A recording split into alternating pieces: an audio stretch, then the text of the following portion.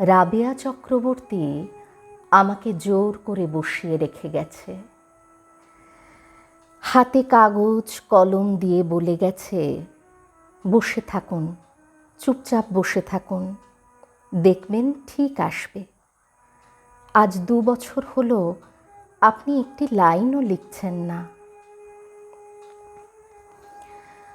আমি চুপচাপ বসে বসে কবিতা না ভেবে রাবেয়াকে ভাবতে লাগলাম। ঘণ্টাখানিক পরে চমক ভেঙে দেখি এতক্ষণ সেই কলমে, কাগজে, অন্য মনে ছাঁচে রাবেয়ার নাম লিখেছি।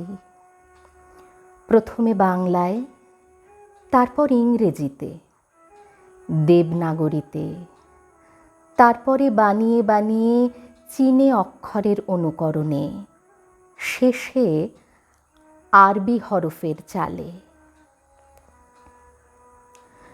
নামগুলির দিকে তাকিয়ে তাকিয়ে হঠাৎ যেন ভোরের হিম কুয়াশার মধ্যে সূর্যের সরু লম্বা রশ্মি এসে পড়ে। আমি তেড়ে ফুঁড়ে উঠি, কালির দোয়াত খুঁজে বার করি, প্যাডের পরের পৃষ্ঠায় খানিকটা কালি ঢেলে দিই। কলম দিয়ে টলটলে কালিকে এদিক ওদিক নিয়ে গিয়ে রাবেয়ার চুল আঁকি। চুলের তলায় ছোট্ট মুখটা আঁকি। পাতার পর পাতায় নানাভাবে তাকে আঁকতে থাকি। তার স্বামীকে আঁকি, তার শ্বশুর শাশুড়িকে আঁকি, ছোট্ট বাচ্চাটা খেলে বেড়াচ্ছে আঁকি। মনের মধ্যে অসম্ভব ভালো লাগতে থাকে, নিজেকে দুর্ধর্ষ লাগে।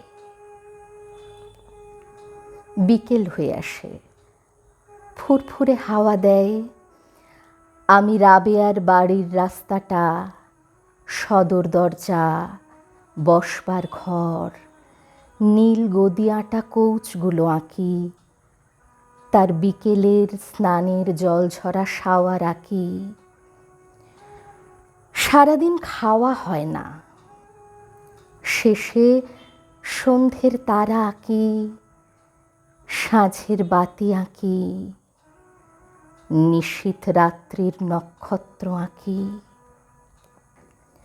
নক্ষত্রের নিচে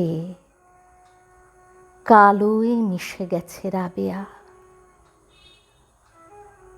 রাত শেষ, প্যাড শেষ, কালির বোতলও প্রায় শেষ। একটি কবিতার পক্ষে অনেকখানি সময় দিয়ে রাবেয়া অফিস ফেরত পরদিন বিকেলে এলো। প্যাড ভর্তি আঁকিবুকি, একটা বুড়ো লোকের হাতে বালকদের আর্ট দেখে তার হতাশ চোখে প্রথমে রাগ ঝাঁপিয়ে এলো, পরে পাতা উল্টাতে উল্টাতে সে হেসে ফেলল। আর শেষে খাতার শেষ পাতায় পৌঁছবার অনেক আগেই তার চোখ জলে ভরে গেল।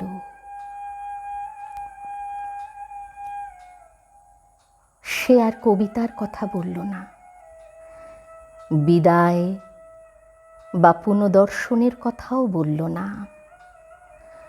কোনো কথাই না বলে নত মুখে হাত ব্যাগটি তুলে নিয়ে বেরিয়ে গেল।